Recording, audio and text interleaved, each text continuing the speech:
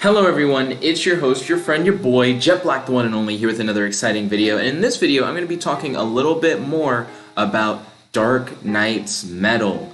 Real quick, I'm going to pull up some notes that I've written. You guys aren't going to see the notes, you're going to see the slideshow. By the way, I've learned how to set slideshows as the background for these videos. I think that's really cool. So just going to be like a continuous set of images that you guys see related to the subject matter of the video throughout the video. So I think that's going to be cool. Essentially, Kratos sent me a list of questions about the Dark Multiverse after I made my video about how hopes and fears are literal superpowers in the DC Multiverse. If you guys haven't checked that out yet, I highly recommend that you do. So in this video, I'm going to answer Kratos' questions about the Dark Multiverse. I'm also going to talk a little bit about the Dark Metal cards, which were introduced in Dark Knight's Metal, because they're pretty crazy as well. So now I have my notes up. I'm going to make sure that, yep, the slideshow stuff is still working. So Kratos wanted to know if beings from the Dark Multiverse continue to exist even after their worlds were destroyed. And the answer is yes. So in the Dark Multiverse, essentially a new world appears every time you have a hope or a fear. And as long as you maintain that hope or you maintain that fear, that world continues to exist. But as soon as you no longer are fearful of what you were fearful of or hopeful for what you were hopeful for, that world is destroyed. But if the beings who manifest on that world happen to escape that world, like they travel off of it before it's destroyed, then they continue to exist even if their world was destroyed. The evidence that I have to support this claim comes from Dark Knight's Metal. The villains of Dark Knight's Metal are each evil Batmen from the Dark Multiverse who were able to escape the destruction of their worlds. This honestly makes the Dark Multiverse even more broken, in my opinion, because that means that your hopes and fears manifest in a temporary world in the Dark Multiverse, but as long as you can transport people or objects from your worlds back to the normal multiverse, that they can become permanent.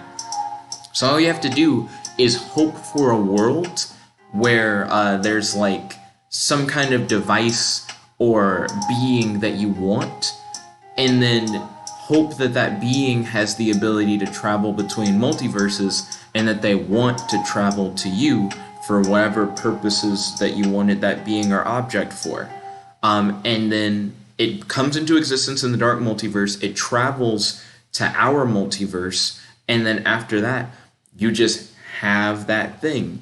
And that world can like poof out of existence, but you still will always have whatever the thing was you wanted from that world.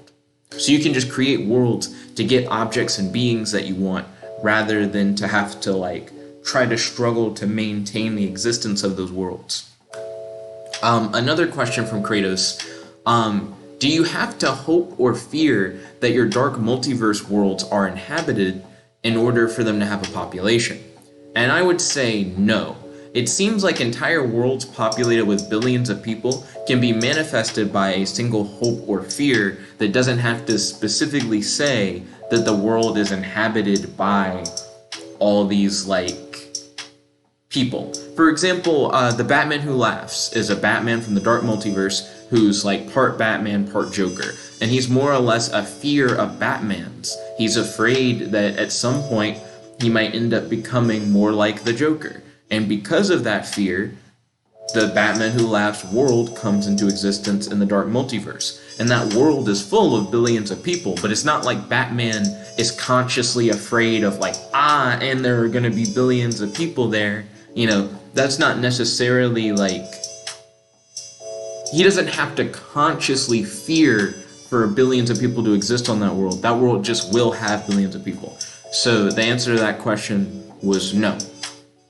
Also, even though you don't have to specifically hope or fear that a world has a huge population, you could if you wanted to, and that would help like guarantee that the world has a huge population. You know, like if you're afraid that you're gonna hope for a world and then go there and then be like, oh, there are no people there. I mean, if you hope there are people there, there just will be people there, because that's how the Dark Multiverse works. Kratos also wanted to know where the Dark Multiverse is in relation to the normal multiverse, and this is actually a pretty interesting question. So the Dark Multiverse is an ocean of reactive matter beneath the multiverse. So it's technically located underneath the multiverse, but there's also some weird stuff about vibrations. See, in the DC multiverse, each universe vibrates at its own particular frequency. So if you want to travel between universes, all you have to do is change your vibrations.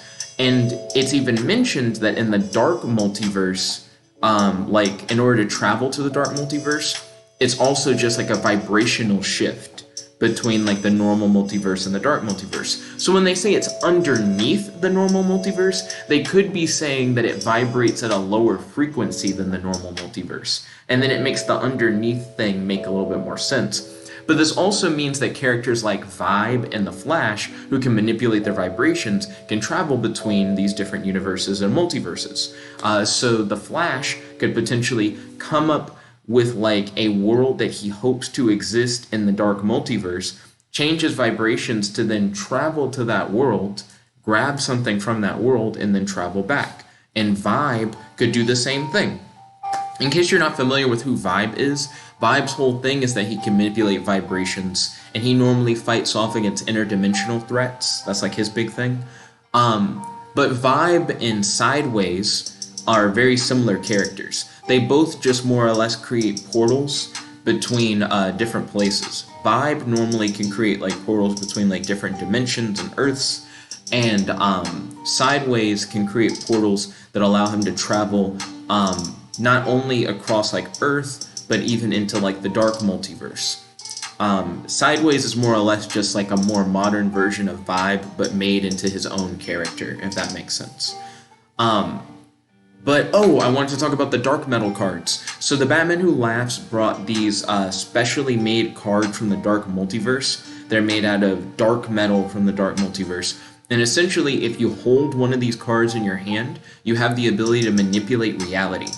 Mr. Terrific, who's one of like the geniuses of the DC Comics like main Earth, he has more than like 10 PhDs. He says that the way that these cards works, he doesn't fully understand, but he knows that by possessing one of these cards, you essentially can like change the laws of reality. He's like, it's not that it's magic, it's like still rooted in science. So if you have one of these cards, you're essentially changing the laws of reality to work in the way you want in order to manifest the world in the way that you want it to manifest.